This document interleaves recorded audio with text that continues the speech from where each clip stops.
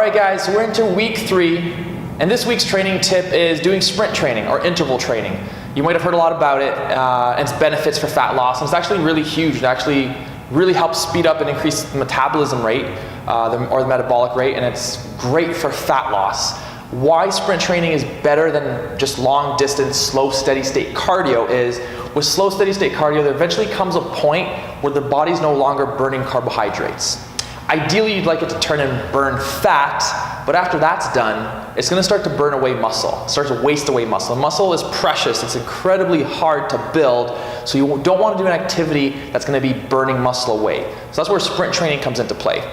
You're working extremely hard for a short period of time, you take a little bit of a break, and you get back at it. Okay, so sprint training, you're primarily using fast twitch muscle fibers, which use up more muscle than slow twitch muscle fibers, which is going to burn more calories, and it's going to help preserve the muscle that you work so hard for.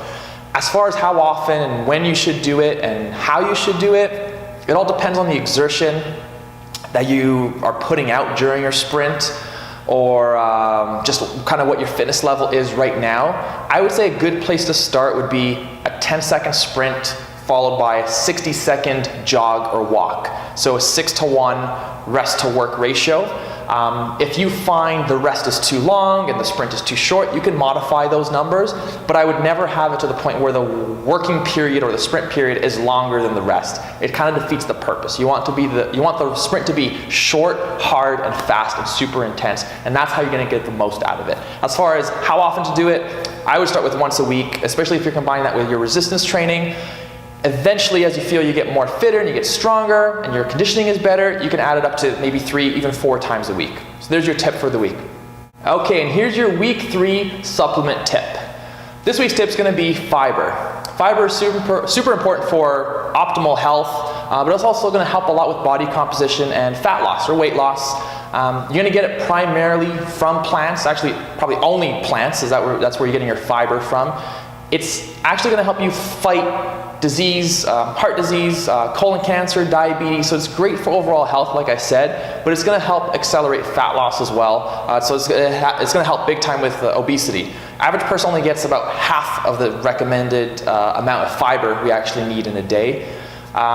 Reason it's so good for fat loss is going to be just helps the body get rid of waste. Really helps the body detoxify and just get rid of the stuff and the junk we don't need and we don't want sticking to our bodies and storing as body fat. It has a ton of functions and purposes and uses, but the primary one that's going to lose fat is going to be just getting rid of waste. One of the supplements we recommend here is Daily Cleanse. It's actually a complete fiber, and it actually contains probiotics, which is really great for you and really good. So I would pick that up if you have a chance. You can add it to a smoothie, you can just add it to your water, you can add it to whatever you like. So feel free to grab that one. All right? Thanks so much.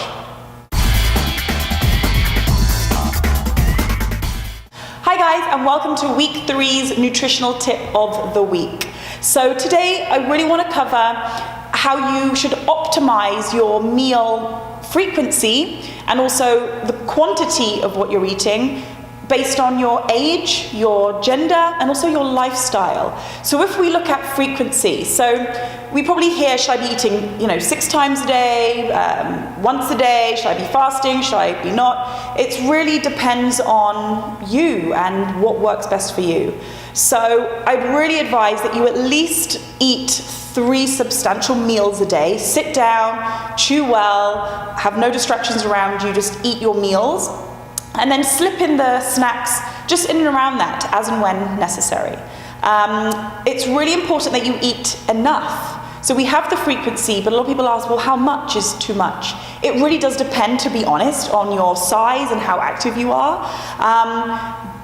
But just make sure you are eating enough. We need a certain amount of calories a day for the body to even function and survive. If the body is consuming less than that, our body continuously stays in starvation mode. So what you'll find is, because it's continuously like in a panic, like when am I going to be eating next, you'll find it really, really hard to lose weight. We need calories, we need nutrients to be able to burn body fat, or the body will continuously think it's in starvation. So just eat regularly.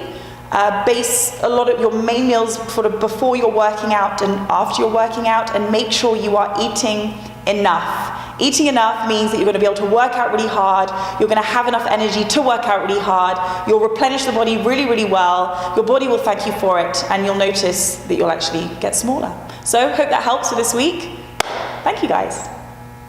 Okay, so week 3's lifestyle tip of the week.